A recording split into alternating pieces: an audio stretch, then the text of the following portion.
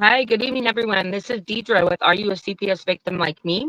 I apologize to any viewers for the last few weeks. I haven't came on to do a show, but kind of had some hiccups along the way with guests either being scheduled and not being able to follow through or just not having a guest at all. And so here we are now, finally back with a guest, and I'm very excited to have this guest on because in all the years that I've kind of been dealing with CPS, which started back in 2020, I have yet to come across a family or mother, for instance, that is a success story and have their children reunified. So Holly will be sharing her story about that here in a couple minutes. But again, I do this show under an attorney practicing out of Southern California, Mr. Vincent W. Davis.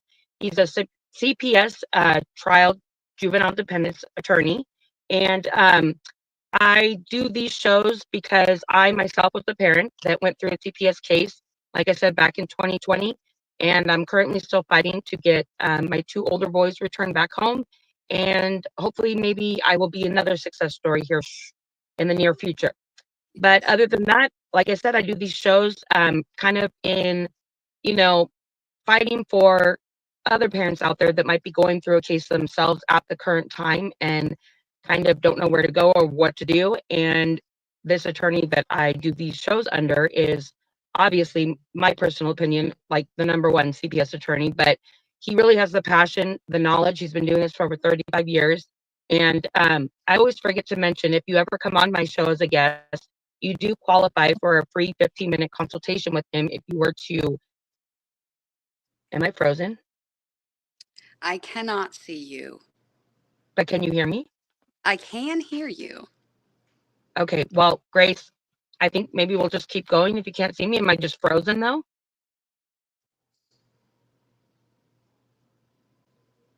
Uh-oh.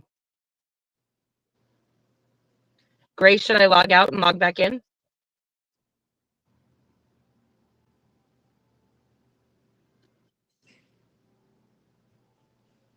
Ay, ay, ay.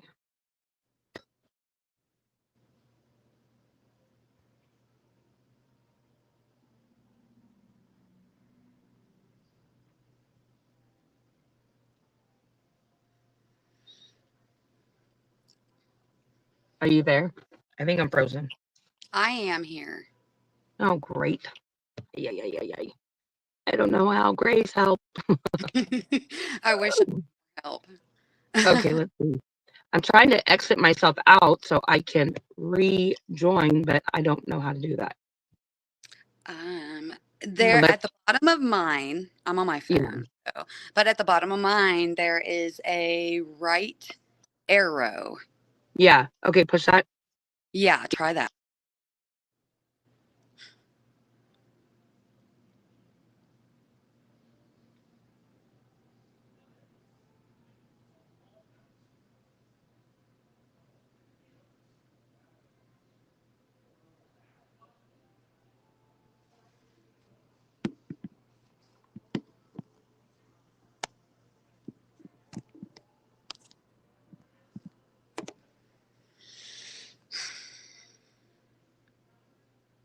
Well, I will just say that this is one heck of an entrance.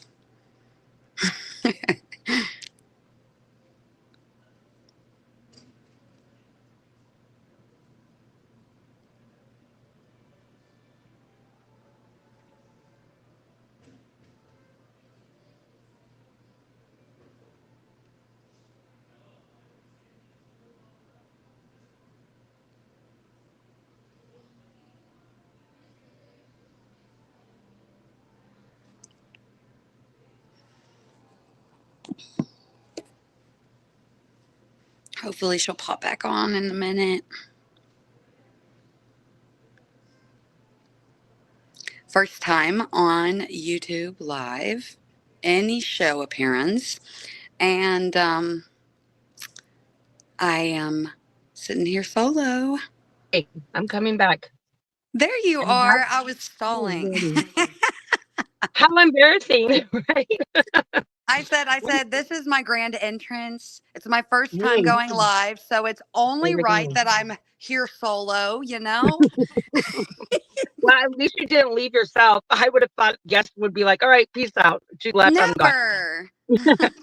All right. Well, anyone watching, I apologize for that. And if you also know me, I don't really do well with tech or whatever, but maybe I should just really commit to being home for my show and on a computer instead of trying to be going to work and stepping out. And my life, I guess, like everyone else, is chaotic. But, anyways, so back to where I think I left off. I do these shows because I was a parent once going through a CPS case. I'm still fighting for my two older boys. I kind of do this show also for, the advocacy, if you want to call it, of supporting to get the word out there. Because I myself, if I never got involved with CPS and someone told me they were, I would have kind of maybe thought that the kids were taken probably for some sort of reason. But now that I've been involved with CPS for the last 5 years, wow, was I completely wrong. And I'm sure if you're a parent that's going through it, you also probably feel the same way. And I feel like my case was also one of the extreme to where not only did I lose my kids, but my whole family decided to turn against me as well because, again, they wanted to side with CPS and not believe that there wouldn't be any reason for my kids to not come back home if I wasn't doing something right. So, again, I encourage anybody out there that would like to come on this platform and share their story. I do it every Wednesday at 5 p.m. Pacific time. You can call the 888 number on the bottom right hand corner of the screen, and my producer Grace can get you scheduled, or you can um, email into the website if it's listed. I don't think it is, but you can just always contact that number and you would have no problem getting signed up. And I would love to have you in the future. But I don't want to take any more time away from our guests because we have just about an hour here. So I found Holly through TikTok real quick. I don't have a TikTok page myself other than I have a page to find people, I guess.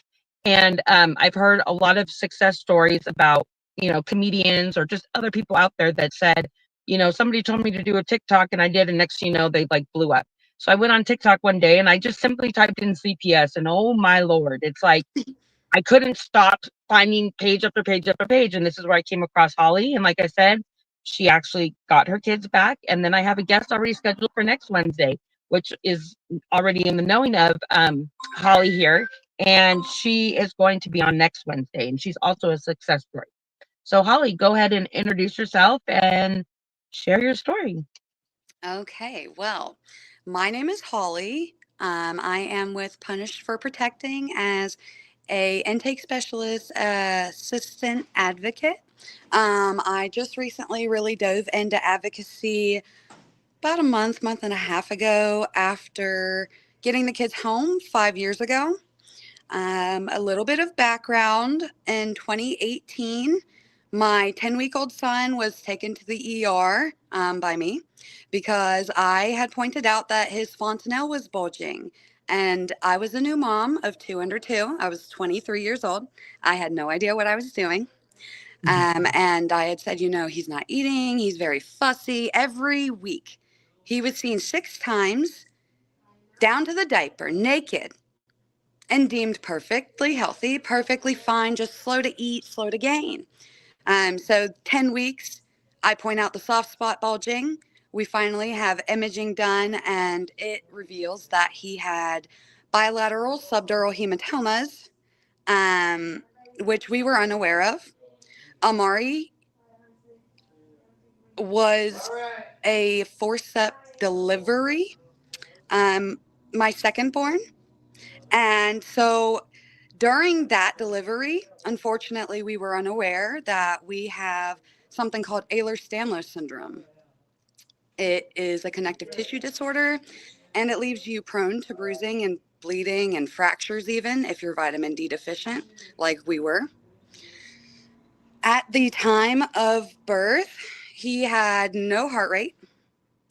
They could not even get it on the inside. Like there's a instrument that they use to capture the heart rate via the head, and there was none. So they emergency forceps delivered, and as I'm begging God not to take my son, I'm unaware that I'm bleeding out. It took a good 3.5, 4 hours to stitch me up. Like Wow. it was insane. Honestly, I was impatient. I just wanted to see my child, right? So like Right. I'm like, okay, he's here, give him to me. get away from me. Just Yeah. go on about your business. Obviously, they Mhm. could not do that. Um, but that being said, fast forward to the 10-week appointment that I had realized he had the soft spot bulging.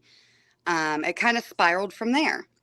So, what happened was from the imaging that determined he had the hematomas on his brain, they further did scans, and those scans, they said, revealed various stages of healing fractures throughout his entire body. Both children's entire bodies were scanned, and my second born had fractures in various stages, like I said, throughout.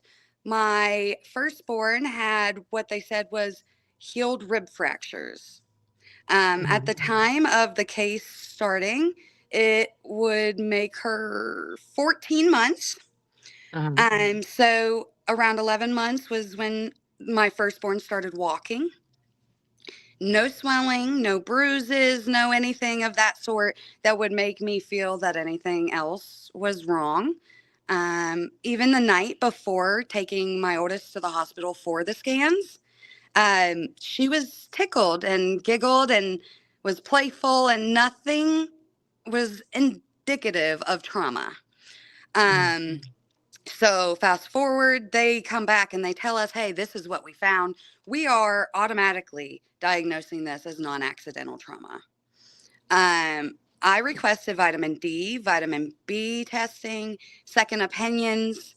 Their orthopedic doctor actually told me during the appointment that he only saw a few actual fractures in the scans, that they were alleging there were, I want to say there were like 20 they alleged Oh my were God. there. And he said he could not see any other than maybe like one or two. But what he did note was the blue sclera. What he did note was the fact the bones did not look right. Um, but that was it. There was no further discussion or anything of that sort. We followed up with the abuse experts clinic, who Mhm. then informed me that if we had Ehlers-Danlos syndrome, you would be able to tell by looking at us. And that vitamin D deficiency rickets is rare. And Mhm. I'm Mhm. sorry that I'm smirking and I'm laughing. It's really not funny. I'm really not happy about it. It's just the factor of knowing what I know now. How are you qualified to be any type of expert, let That's what alone I was gonna say. working Did you say over? he was an expert? Yes, yes. And so Mhm. ultimately, what happened was they had pressed charges, and a safety plan was put in place. I went and I was there 7 a.m. to sometimes 9, 10 p.m. with my kids, because in the safety plan, you cannot stay. So what I did was I'd come first thing in the morning. I'd be there all day. It was like we lived there, but I did not.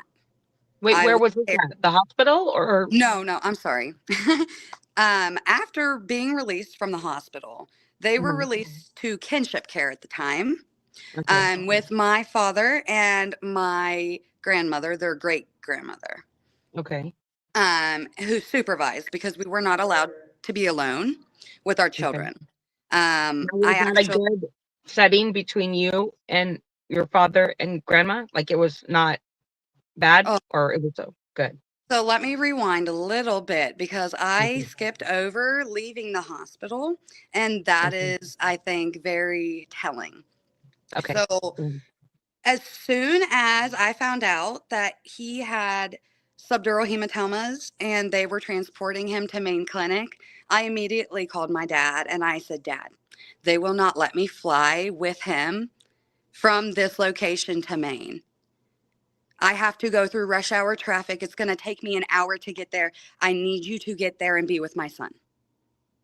And Wow. he instantly went. And Uh-uh. as soon as he arrived, it was social workers and officers and all the things. And he contacted me in between, but it was chaos. So, like, I did not really understand fully at that time what was happening. Uh-huh. When we got to Maine, that's when the non-accidental trauma diagnosis had come because the full skeletal was done at Maine. Okay. Um, so that being said, then all of my family essentially came. My mother had helped with my oldest, and so did my sister, which they kept her in a separate room at 1 years old all day long, did not offer her anything to eat or drink or play with. They just Wow. left them in that room. I'm really not impressed, honestly, about that. But back to the situation upstairs, right? My family comes. I fall apart the second my sister walks in the door because everyone who knows me knows I've wanted to be a mom since I was 5 years old.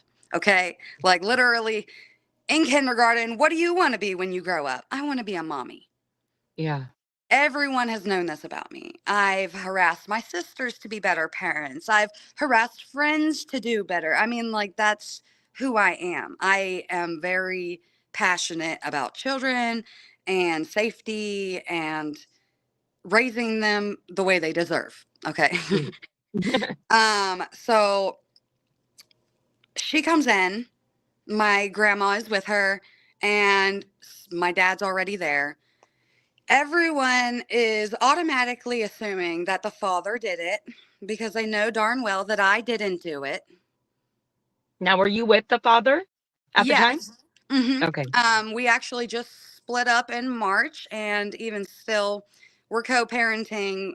We're not together, but we spend weekly time together with the kids. So, I mean, we're still a unit, That's I would good. say. That's And awesome. I mean, we try to be at least, I would say. No, that's very rare nowadays, sadly to say, but Oh, they that's tried awesome. everything to split us up.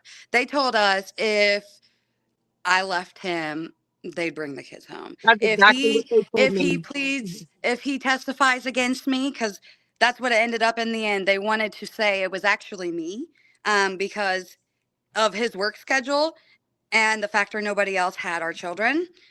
It was just, oh, I'm Satan, Yeah. and it was mind-boggling, to say the least. He did not do that. We ended up later on pleading out to a misdemeanor of child endangerment, but the actual plea read failure to care for injuries not even medical professionals knew existed. That does So not even please make tell me sense. how that's legal. Exactly. A little bit back, I know I keep jumping, It's okay. but essentially they were angry, of course. I mean, my little itty bitty baby is in the hospital. We're all terrified. We're being told all these horrible things. My aunt believed it for a time period, and it caused a really, really difficult time because I was very close with her. Um, and so I know all about how the whole family situation can go. They either stand by your side or they're gone. And the same with Mhm. friends. I can't tell you, even a couple years ago, how many messages I would still get after the news station in our area aired our case without any idea of the details and then deleted it to protect themselves. Oh, wow. I can't even find myself. I've searched endlessly. It is not there, but it has been sent to me. I saw it after spending 3 weeks in jail for something I didn't Mhm. do. Wow, you actually went to jail for this? Yeah. So fast forward a little bit after they kicked me out of the hospital because of not being supervised. They didn't want to babysit me. So instead, let's leave my 10-week-old son isolated by himself in a hospital room, which he still struggles with trauma. That was just discussed at a pediatrician appointment. Uh-huh. Um, I'm sorry. It's an emotional thing for me because they are everything to me, and I actually have some childhood trauma myself, and I was like, I will never lose my kids. I'll never do anything to deserve to lose my kids. And But that's like there the was a sad lot of part. judgment. That's the You sad part. know, Most like parents that get I involved have with CPS, yeah, don't I deserve have a it. friend who had gone through something very, I would say, not similar, but nearby, via the CPS system. And she was there for me after I wrongly judged her and her situation just years before ours. And so, like, now it is insane because I have to check people. Like, you cannot judge people if they have a CPS case. Okay, like I've seen people in active addiction who need the services who are failed because of being the addict. And then Mhm, I've been the parent who has been wrongfully accused and had my children stripped from me. And literally, they tried to make sure that we'd never see them again. I mean, mhm. we left the Especially the hospital. younger they are, Yeah, the more we they had want them.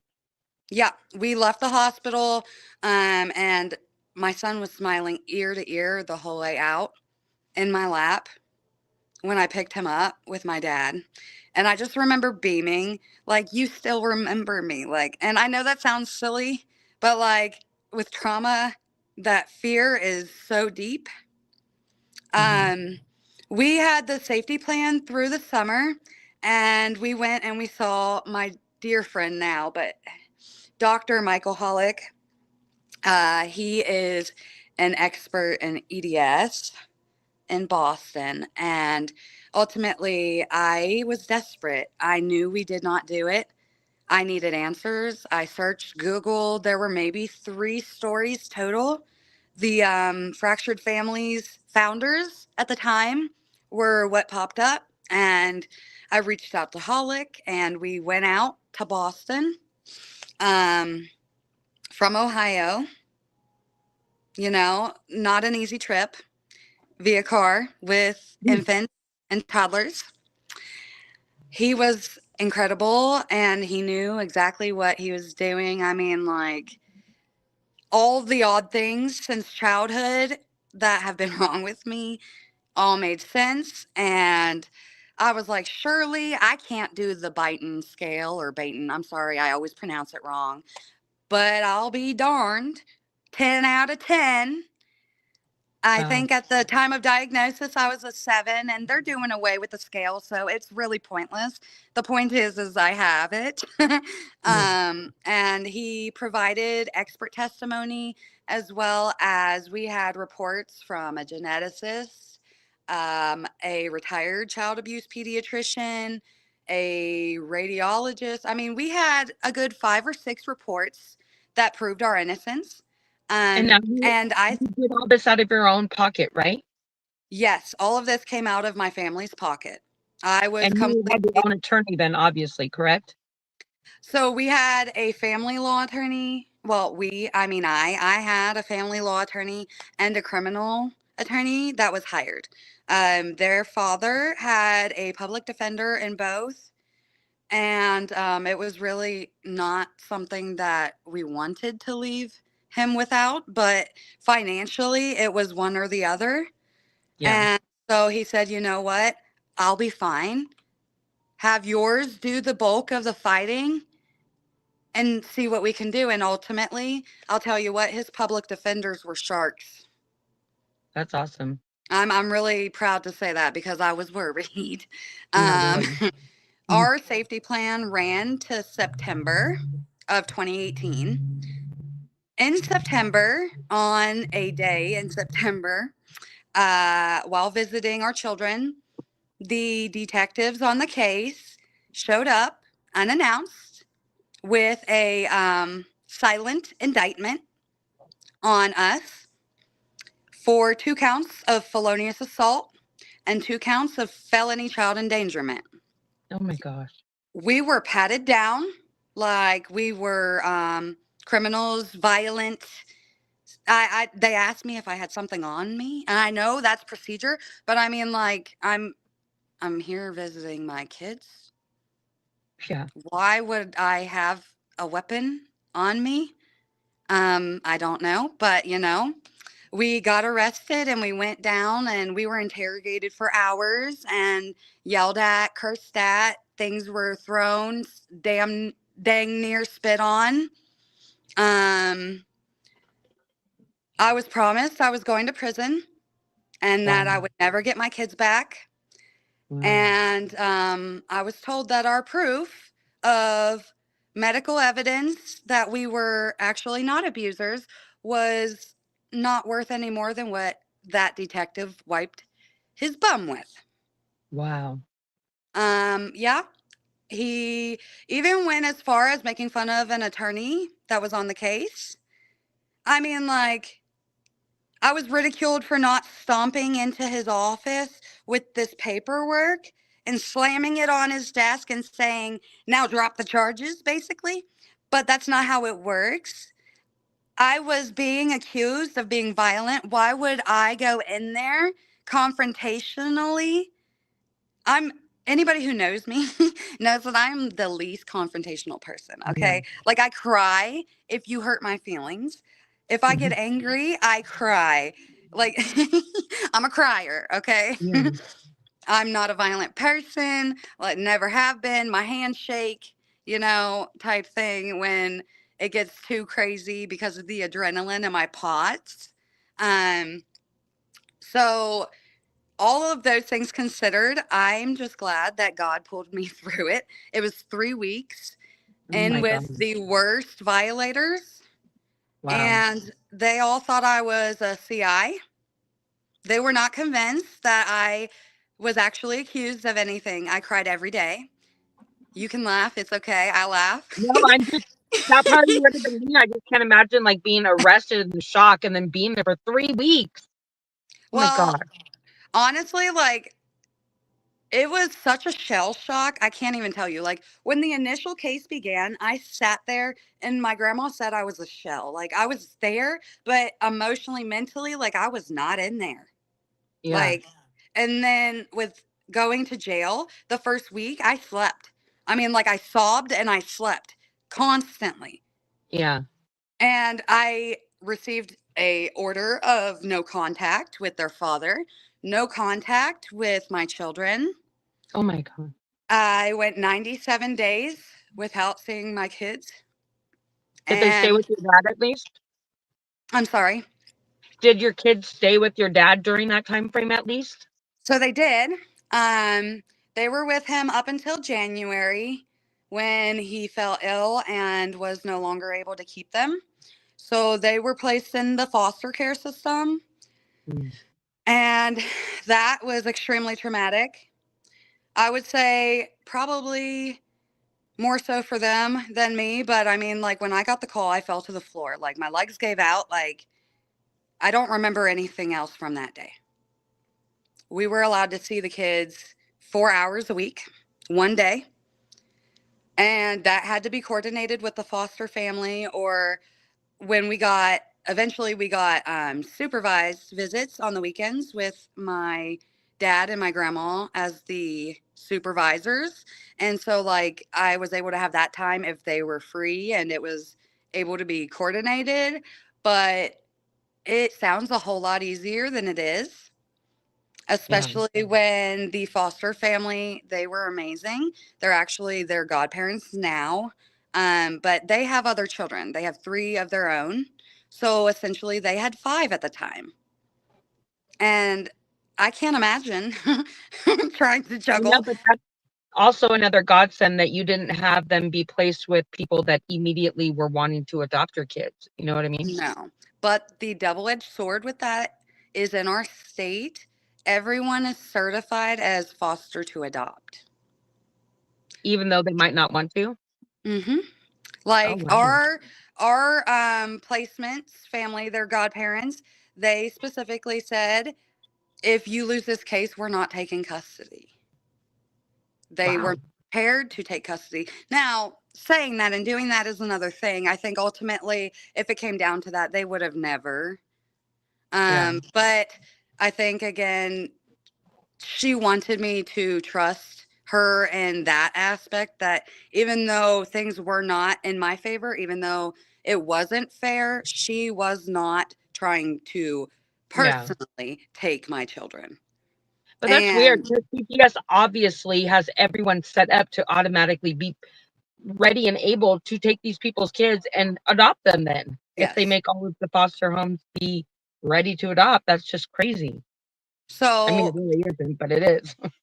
when we got back from Boston, uh, I returned to a court document stating that CPS was filing for temporary custody of my children, which they assured the judge on our family case that it was not in retaliation.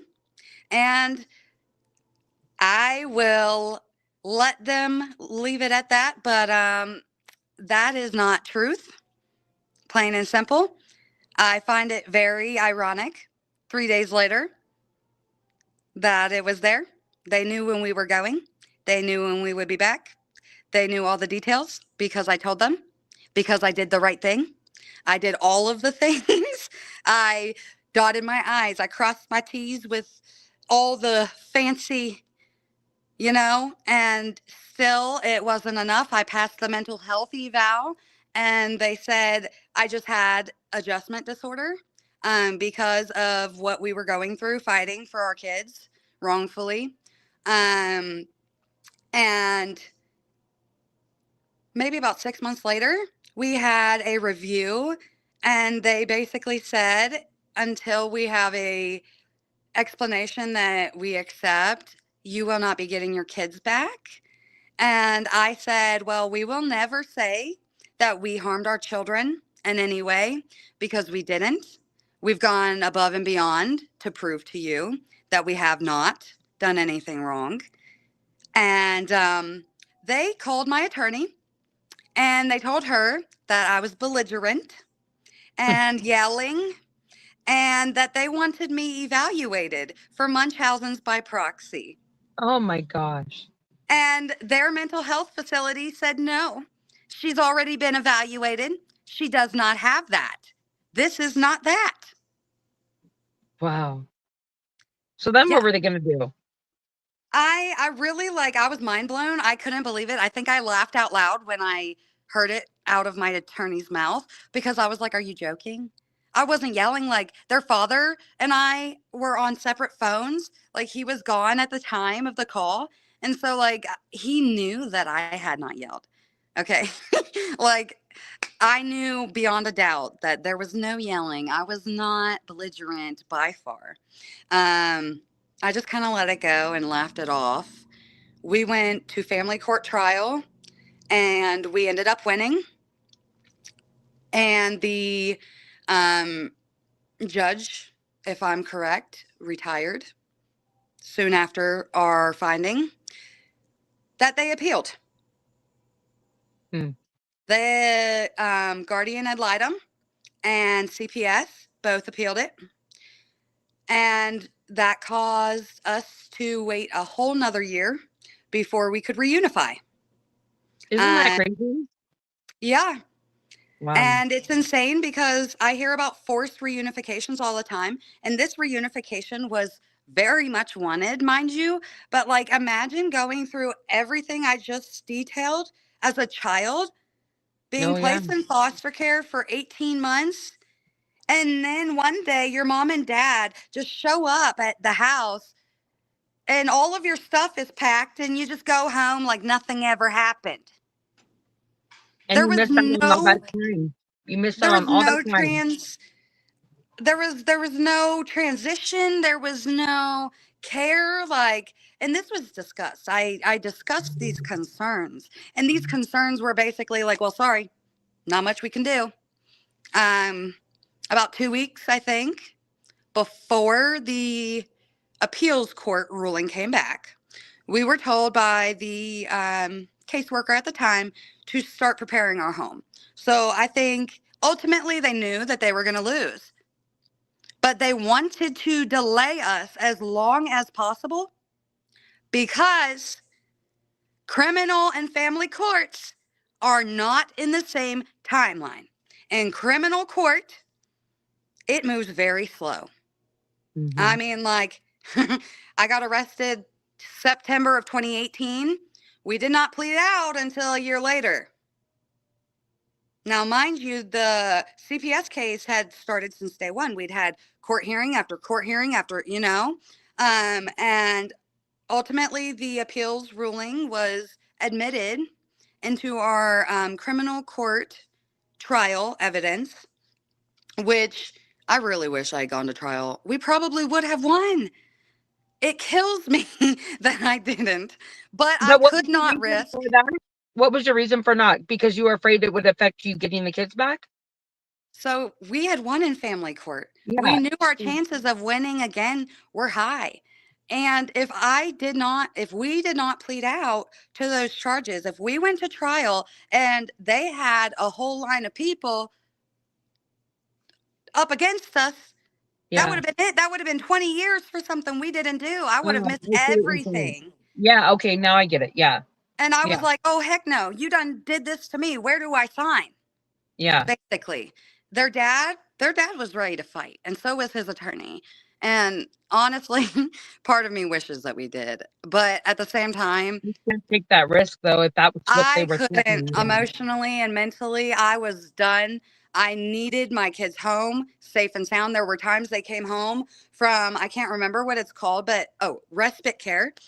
Yeah. A family supposedly took them to Kings Island, and they came home with all these weird bruises that no one could tell me where they came from.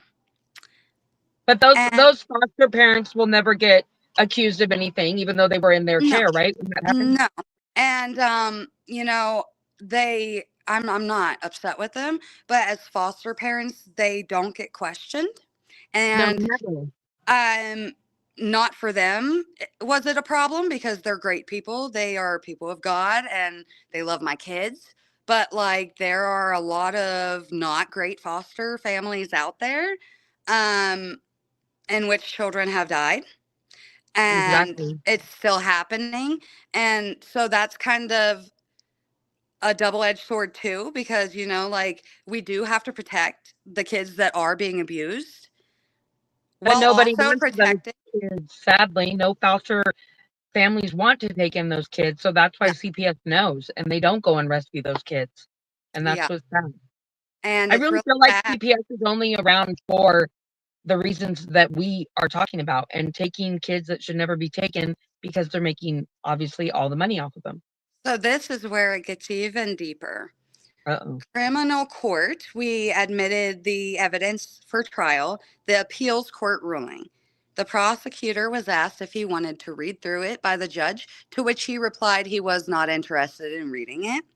He had not reviewed our medical records at all, but yet was prepared to go to trial. Wow.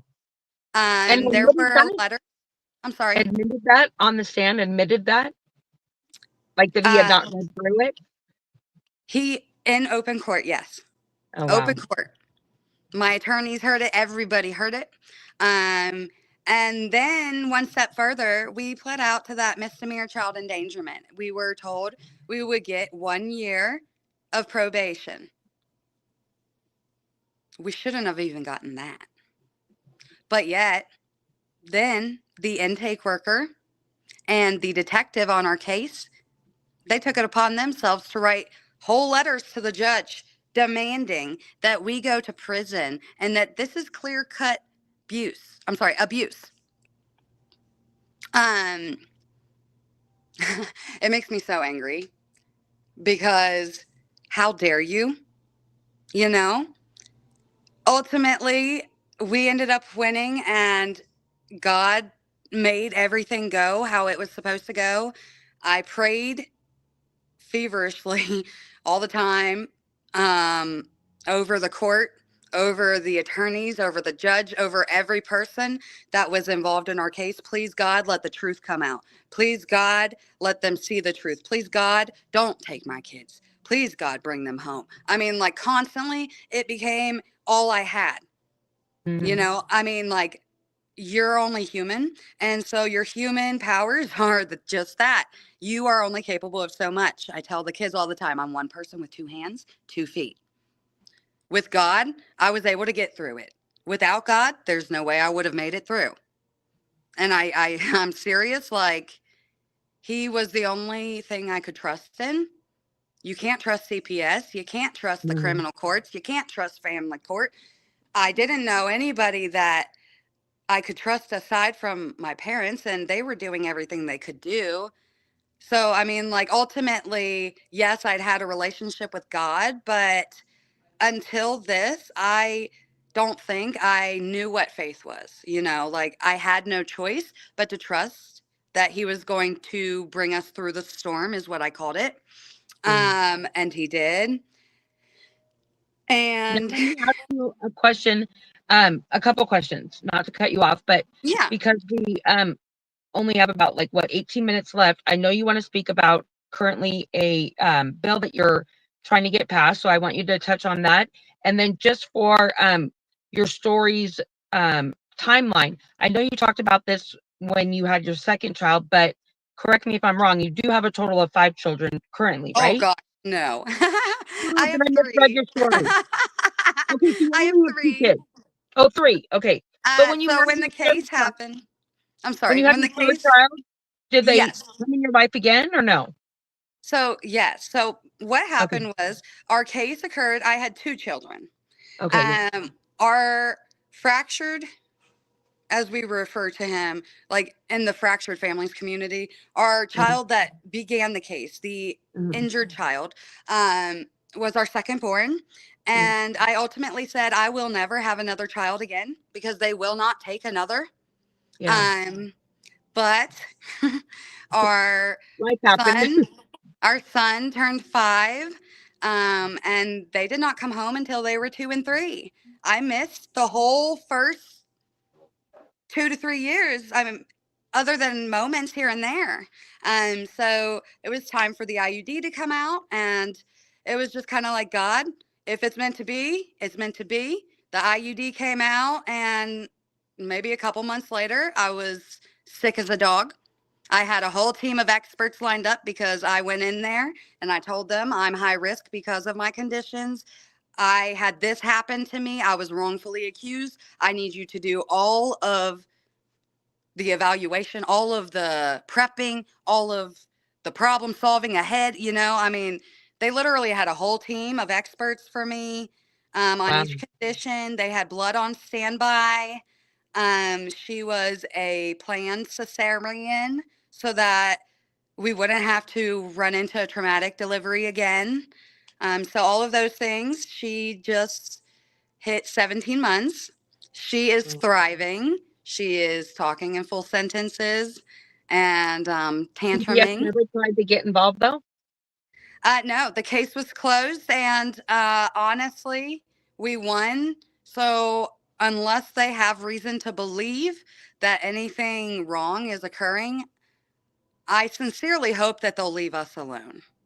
Well, see, you're lucky there too, because I've heard that if you ever have a CPS case, whether it's closed, open, you win, you don't win, that if you ever have any children going forward, no matter what, they will come and try and remove that child just because you had a case in the past. I've heard of That- so many cases Yeah. and I've seen videos on TikTok, and it is infuriating. It is triggering. It is absolutely horrific. Like, I I end up crying every time. Because Absolutely.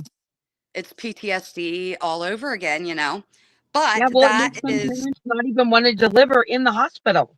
And then they're no, trying to have these babies out like in the boonies and no medical kind of attention is there obviously, but still it's like look at what these moms now feel like they have to do just because to avoid CPS in a way. yes, and a lot of moms, even though they do all of the things right, it's become like a script. Okay, I did all the things and they still aren't giving me my kids back. And ultimately, that's what it was. We had meetings and they were like, unless you win the appeals, they're not coming home. Yeah. And so when I did have our third, I was very anxious. I wasn't up until the very end, but like during delivery, um, I got very, very anxious and triggered. And I think the doctors definitely noticed and they were very kind and compassionate. Like, I had to pull it together. They were Yeah. sewing me up and I was I was crying. But, I mean, whenever you tell your story, you tell your story. Yeah, Which exactly. kind of brings me to this. I told my story. I know you saw it. Yes. Stephanie Lee saw it. Lots of people Yes. have seen my TikToks. Some of them are funny and sassy, and then there's others that are sad. But this one that I am mentioning, I actually told my story in depth um, for the very first time on social media, like incomplete. So I did that. And then the reason I did that is because of the factor that within the last month, I know you can see it says punished for protecting incorporated. I work as an intake specialist, assistant advocate with Punished for Protecting Incorporated. But before I joined them, I actually met Francesca on, well, through TikTok, I would say. I didn't meet her on TikTok, but one of the volunteers had posted about this amazing federal bill that was going to start accountability and end corruption within family court. I remember seeing it and I sat on it for a couple days because I was like, I don't believe it. like, like, I just was like, okay, God, whatever. Like, you're showing me this sign. I don't know why. At this point, I'm writing to him every day. Like, that's how this journey started, was I started writing to God. I need to know what my calling is. I know that I am ultimately stuck because I'm like, I don't know what I need to be doing. Like, I have all this information. What am I supposed to do with it? And Exactly. so I had reached out to Francesca and we really hit it off right off the bat. I had said, I belong here. And I told her my story. And I asked if we could actually add a clause from, there's a few different ones. There's the Texas one. There's, I think, Arkansas, maybe. But it's a medical kidnapping clause that makes it required in cases like ours that the parents are able to seek a second opinion of their choice. Um, before anything is done, before removal, before non accidental trauma is decided, before the child abuse pediatrician gets involved. Um, and but not just that, though. It stops at nothing. It calls for accountability across the board on judges, officers, caseworkers, anyone that is involved in wrongfully removing your child. They're going to be accountable, whether it's fees or jail time. Mm, Um, and yeah, that that's is awesome. that's huge. I'm so thrilled about that.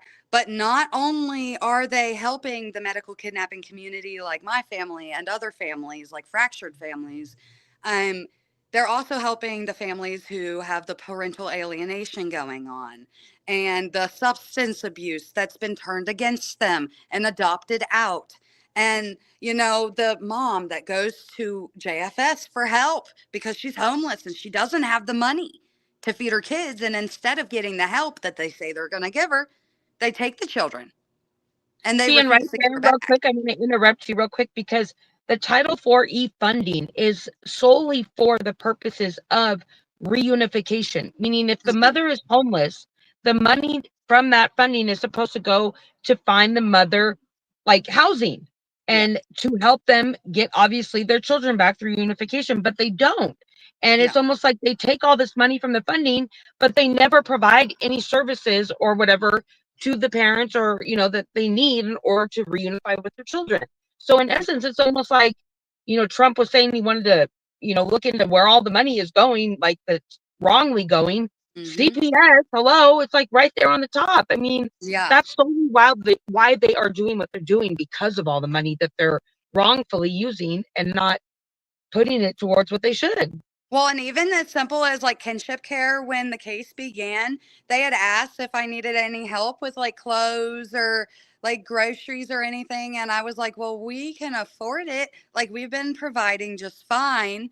But, like, of course, we would like some help. Like, they're being placed with family. My family, is using their funds to provide for my children, to provide a roof for us to have this time, for all of the things. And then they wanted to act like I was like negligent or not They wanted you to say providing. you needed the help and the resources just so they could turn it around on you and say then you must have Exactly. not have had it. So it's like Exactly. they just set you Hmm. up for failure no matter what. Yeah. Um, it is the most corrupt system to date, I would say. Don't get me wrong. I'm not saying criminal court doesn't need help, but criminal But this court is is not children taking involved. families and ripping them apart. Yeah, this is children. And it's like they want to preach that they always want the best interest of the children, which is exactly the opposite. If Well, and the that was thing the is case, it's not then just like being a good person and doing the right thing. You know, like we all have our own views of like doing the right thing. Um, for our children, right? But they are not acting in the children's best interest at all. They are doing much more harm than damage. And while also doing that, they're violating constitutional rights yep. and betting on families not knowing what Hmm. their rights are. Unfortunately, if I had reached out to Francesca when everything hit the fan, it may never have happened, but because I felt that I had nothing to hide and I was innocent, I knew I was innocent.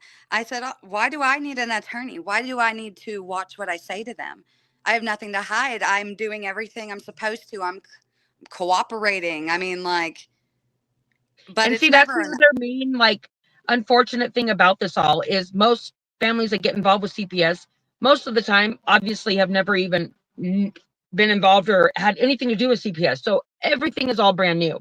And of Mhm. course, they're not thinking that, oh my gosh, it took my kids, and they're not gonna plan out a whole thing to obviously then adopt them out. Like you're never thinking that. You're No, thinking that they're really doing what they're supposed to as far as protecting kids. And like you say, the truth will come out and it's got to turn itself around. And as the time keeps going and you're just scratching your head thinking, oh my gosh, am I really living in the reality of where I'm at? And then it's yeah, like, next thing you know, most parents are like at that time frame where, TPR type of thing. And you're like, I'm yeah. really not about to lose my rights to my kids, like, right? And then Well, it's they like, run to it. It's not even like a mhm, last step thing. It's like a boom, let me take your rights and adopt your kid.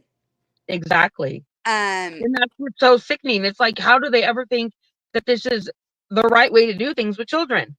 And again, the children are the ones that are just, I couldn't imagine being ripped out of my home as an adult and yeah. being placed in a foster home with people I don't even know, but as a Hmm. child, and then not I knowing when you're going to still, talk to or even see your parents, and then you can't talk about the case with your kids, and you can't not at promise all. them anything. And it's just still, I my kids are traumatized too from that short amount Yeah. of time that they were ripped from our arms, literally, and I then still placed in a remember her scream. I yeah, still, like, I still have nightmares of my oldest screaming as a toddler. My oldest is going to be 9. yeah, I I still believe it. have nightmares of that detective who I looked straight in the face and said, "Good morning," right before family trial, not knowing I was going to win. He lied on the stand. I forgot to mention that. In family court, lied on the I believe stand. it. Um, we were held, and the attorneys actually said that we could have pursued it, but we didn't. We were held wrongfully after that, too. Bail was posted on a Friday, and they kept us all weekend. Wow. Yeah. Huh. And so then we spent the rest of our court proceedings on house arrest. Oh, wow. Hmm. Now, real quick, we have Honestly, about 5 minutes left. yeah. I know you mentioned the bill, but like mention the title and then if anybody wants to be involved, how they can reach out to Yes. you or find you. Okay, So go ahead. the bill is the Family Justice and Accountability Act of 2025, all rights reserved. It is authored by Francesca Amato. She is a world renowned expert advocate, and she has worked these cases for, I want to say, 18 years.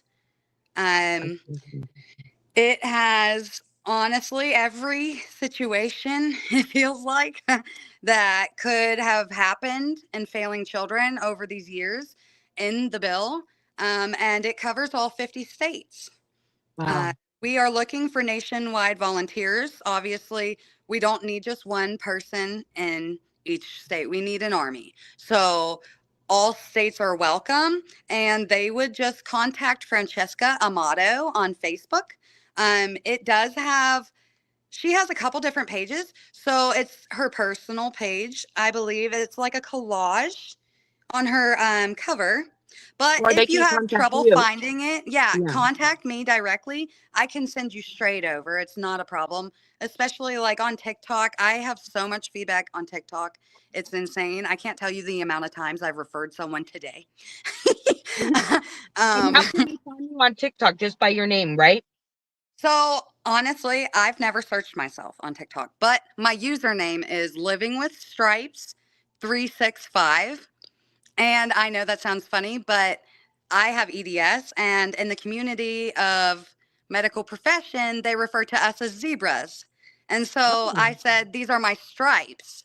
that's cool. If you go far enough back, 6 months after the kids came home, I had a health decline directly caused from the EDS and cervical instability. It led to brainstem compression. I had to have a cervical fusion 6 months after they came home.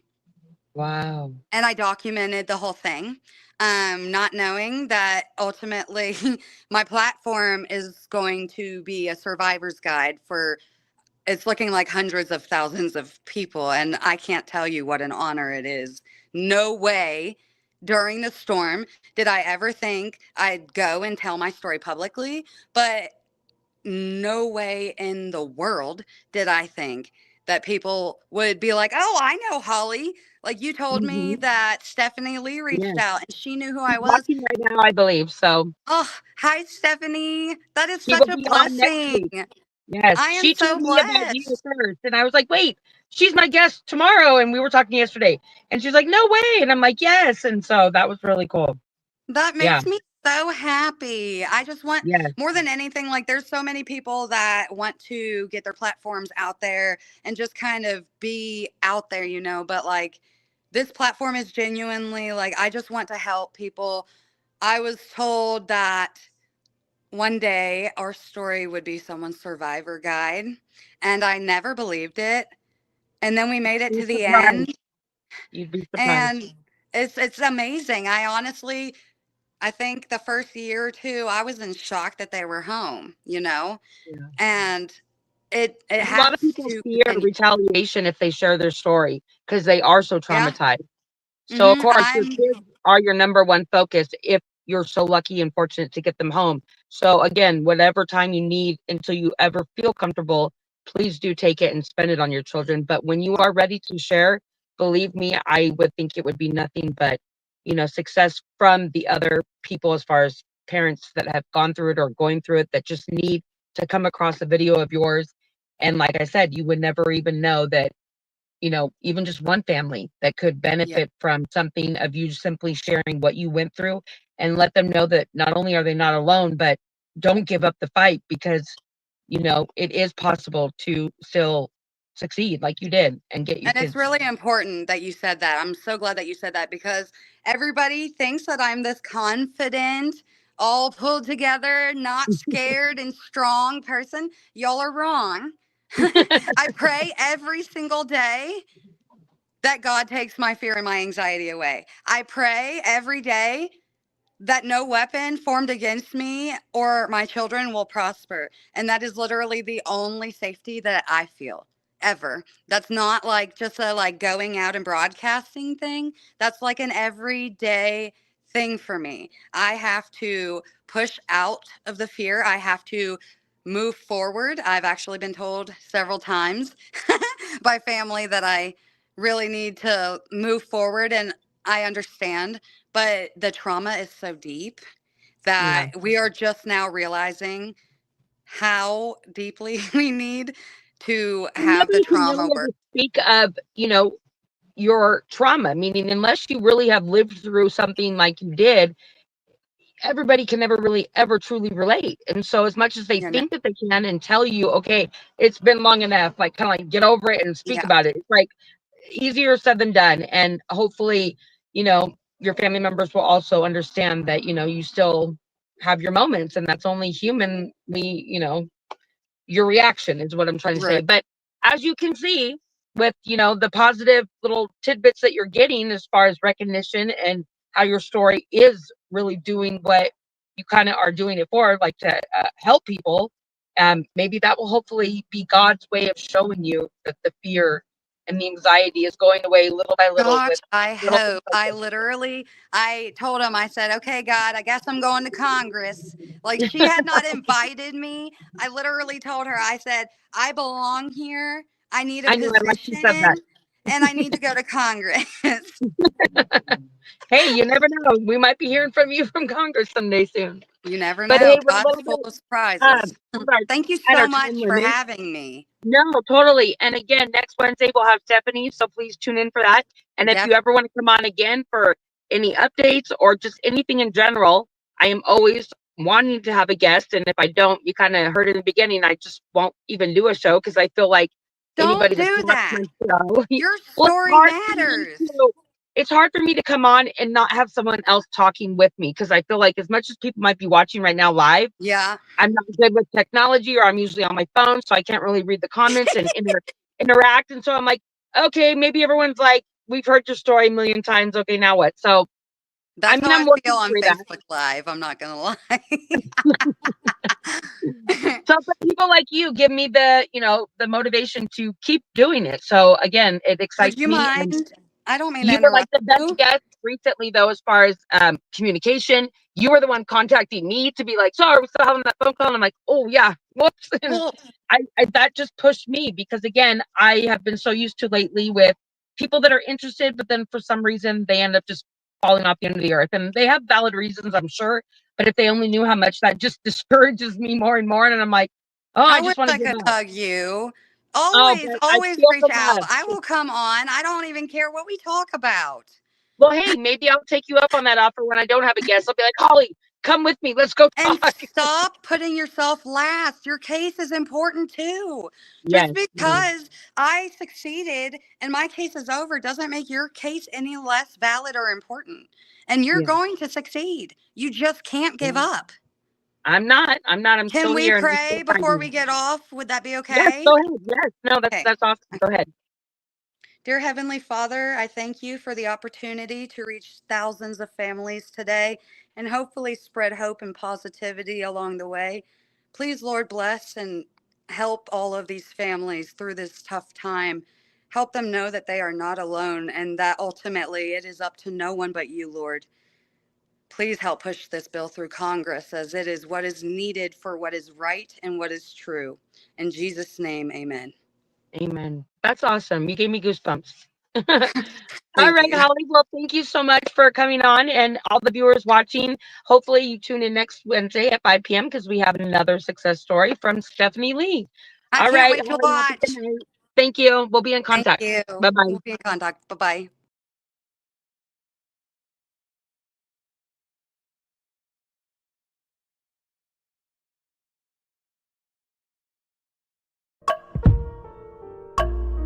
A vivid picture is encrypted in your mind as the critics get in line like they're witnessing a crime.